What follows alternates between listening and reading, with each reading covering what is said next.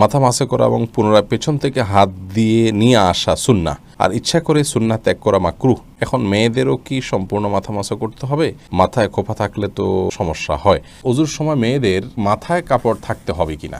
কারোর সামনে পারফিউম দিয়ে গেলে গুনাহ হয়, কিন্তু লোশন দিয়ে গেলেও কি গুনাহ হবে? মেয়েদের পর্দার ক্ষেত্রে পা ঢাকা ফরজ কিনা? মেয়েরা নামাজে গুনগুন করে সূরা পড়লে তাতে কি গুনাহ হওয়ার সম্ভাবনা আছে? নামাজে মনের মধ্যে শুধু বাজে চিন্তা আসে, সেক্ষেত্রে করণীয় কি?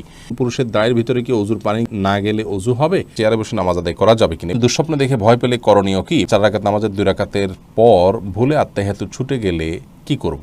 স্ত্রী নামাজ পড়লে স্বামী দেখলে কোনো সমস্যা আছে কিনা? মেয়েদের ক্ষেত্রে চোখ এবং হাতের পাতা পর্দা করা কি জরুরি? নামাজের মধ্যে মেয়েদের পর্দা কতটুকু? মৃত ব্যক্তির জন্য রোজা রাখা যাবে কিনা?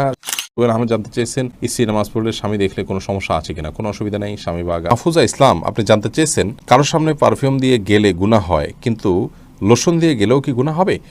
খুবই গুরুত্বপূর্ণ প্রশ্ন বোন।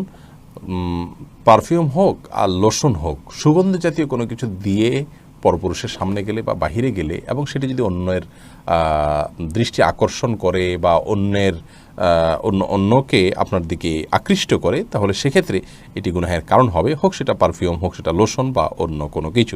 মেয়েদের পর্দার ক্ষেত্রে পা ঢাকা ফরজ কিনা একবার জানতে চেয়েছেন।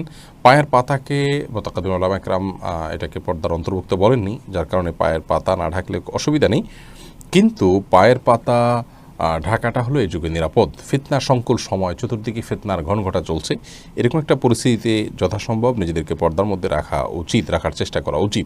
এরপরে এমডি মারুফুল হক জানতে চেয়েছেন চেয়ারে বসে নামাজ আদায় করা যাবে কিনা? এ বিষয়ে আমরা বারবার বলেছি, চেয়ারে বসে সালাত আদায় করা যাবে ওই ব্যক্তির জন্য যিনি রুকু বা সিজদা করতে অক্ষম এবং তার কোমরের ব্যথা হয়, ব্যাক পেইন হয়, সেজন্য তিনি এটি করতে পারেন না। এরকম যদি হয় তাহলে সেক্ষেত্রে আপনার চেয়ারে বসে সালাত আদায় করা যাবে, কিন্তু তিনি যদি দাঁড়াতে পারেন তাহলে সেক্ষেত্রে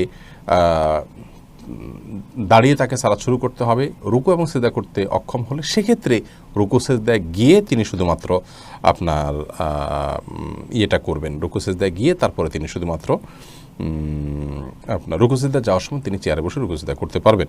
রানু ইসলাম জানতে চেয়েছেন পুরুষের দাড়ির ভিতরে কি ওযুর পানি না গেলে ওযু হবে? দাড়ি দেখতে হবে ঘন নাকি পাতলা। যদি পাতলা হয় তাহলে সেক্ষেত্রে তার গোড়া পর্যন্ত পানি পৌঁছাতে হবে, যদি ঘন হয় তাহলে সেক্ষেত্রে আপনার বাহ্যিক অংশে বা যতটুকু সম্ভব ততটুকু পানি পৌঁছালে চলবে। মোবাইলে কোরআনে অ্যাপ থাকলে ওযু ছাড়া মোবাইল ধরলে কি গুনাহ হবে? নূর AR লুবনা এই আইডি থেকে আপনি জানতে চেয়েছেন। জি, আপনার প্রশ্ন উত্তর হলো যে মোবাইল অ্যাপসে কোরআন থাকলে ওযু ছাড়া সেটি স্পর্শ করা যাবে, কারণ এটি সরাসরি কোরআন স্পর্শ করা হয় না এর মাধ্যমে। জোনায়েত আল হাবিব জানতে চেয়েছেন আমি একজন প্রবাসী, আরব দেশে থাকি, কাজ করার সময় আরবি লেখা পায়ের নিচে থাকে, এটা নিয়ে মাঝে মধ্যে অনেক চিন্তিত থাকি, তাহলে কি আমি জেনে বুঝে গুনাহ করছি? এ বিষয়ে আমাদের একটা ভিডিও ক্লিপ আমাদের পেজ এবং চ্যানেলে আছে, আপনারা দেখে নিতে পারেন।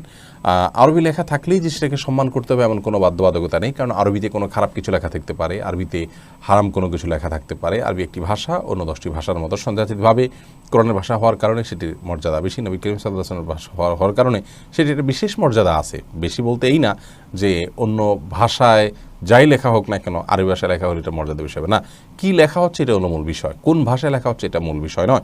অতএব আপনার পায়ের নিচে যদি আরবি কোনো লেখা পড়ে, সেটা সাধারণ কোনো লেখা হয়, কোরআন হাদিসের কোনো কিছু না থাকে, তাহলে ইনশাল্লাহ এর কারণে আপনার গুনাহ হবে না এবং এর কারণে আপনার খুব বেশি পেরেশান হওয়ার কোনো কারণ নাই। তবে আরবি শুধু নয়, যে কোনো ভাষাই পায়ের নিচে প্রয়োজন ছাড়া বা ইচ্ছাকৃতভাবে মানানো উচিত নয়। ভাষার প্রতি, শিক্ষার প্রতি সম্মানের অংশ হিসাবে এই কাজটি আমাদের না করা উচিত। তবে যদি সাধারণ লেখা পায়ের নিচে পয়সা আরবি হয় তো এর কারণে কোনো গুনাহ হবে না ইনশাআল্লাহ। এরপরে আসাদুল্লাহ জানতেছেন টিকটিকি মারলে সওয়াব হবে, এটা কতটুকু সত্যি? জি, এটি বিভিন্ন হাদিস থেকে প্রমাণিত হয়, তবে আমাদের সমাজে টিকটিকি আছে, এই টিকটিকি কিনা সেটা নিয়ে অবশ্য আলোচনা আছে। এরপরে মৃত ব্যক্তির জন্য রোজা রাখা যাবে কিনা শিহাব রহমান জানতে চেয়েছেন। এই বিষয়টি মুখতালাফি বা মতবিরোধপূর্ণ, অনেক উলামা ইকরাম এটিকে অনুমোদন করেছেন, অনেকে নিষেধ করেছেন। এই বিষয়ে আমাদের একটা ভিডিও আছে বিস্তারিত, মৃত ব্যক্তির জন্য করণীয়, সেটি দেখে নেবেন ইনশাআল্লাহ বিদিল্লাহ। নামাজের মধ্যে মেয়েদের পর্দা কতটুকু জানতে চেয়েছেন আব্দুস শাকুর। নামাজের মধ্যে মেয়েরা পরিপূর্ণ শরীর ঢেকে রাখবেন। আল মারআতু আওরাতুন, নবী সাল্লাল্লাহু আলাইহি ওয়াসাল্লাম বলেছেন নারীরা পরিপূর্ণই সতর এবং তাদের পুরো শরীরই সতরের অন্তর্ভুক্ত, সেজন্য যথাসম্ভব পুরো শরীরকে ঢেকে রাখার চেষ্টা করতে হবে।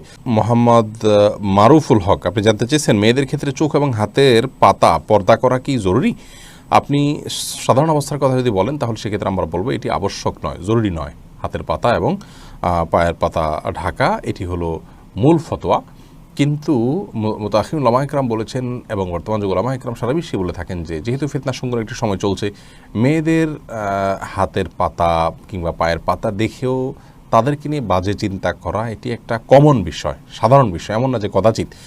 তো সেজন্য নিজের ব্যক্তিত্ববোধের জায়গা থেকে এগুলোকেও ঢেকে ঢুকে রাখাটাই হলো নিরাপদ।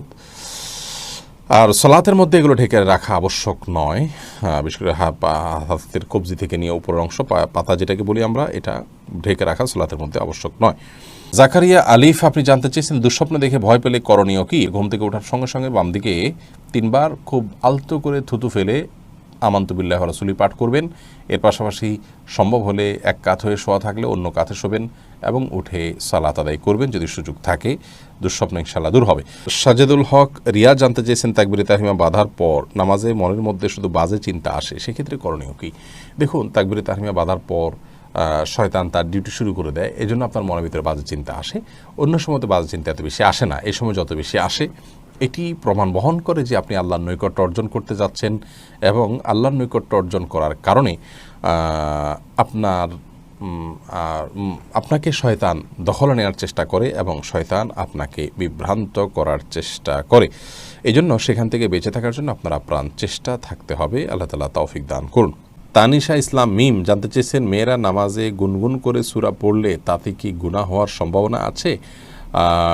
গুনগুন করে যদি সূরা পড়ে তাহলে সেক্ষেত্রে সরাসরি গুনাহ হবে না, বিশেষ করে নিজে নিজে শুনতে পাচ্ছেন, সরাসরি গুনাহই হবে না, বিশেষ করে নিজে শুনতে পাচ্ছেন এরকম যদি হয় নিজের কান পর্যন্ত, তাহলে সেটি তো তিনি করতেই পারেন। মাহিরা জান্নাত আইরা জানতে চেয়েছেন ওযুর সময় মেয়েদের মাথায় কাপড় থাকতে হবে কিনা?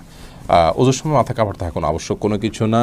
মাথা মাসে করা এবং পুনরায় পেছন থেকে হাত দিয়ে নিয়ে আসা সুন্নাহ, আর ইচ্ছা করে সুন্নাহ ত্যাগ করা মাকরুহ। এখন মেয়েদেরও কি সম্পূর্ণ মাথা মাসা করতে হবে? মাথায় খোপা থাকলে তো সমস্যা হয়। এটা প্রশ্ন করেছেন কাজী মায়া। দেখুন, মাথা মাসের জন্য ভেজা হাতকে এইভাবে দিয়ে পেছনের দিকে টানবেন, এইটুকু ব্যবহার হবে আর এইটুকু অবহেলিত থাকবে, কারণ এভাবে আপনি টানবেন। আসার সময় আবার এই অংশ দিয়ে আপনি এভাবে টানবেন, তাহলে বাকিটুকু ব্যবহার হয়ে যাবে।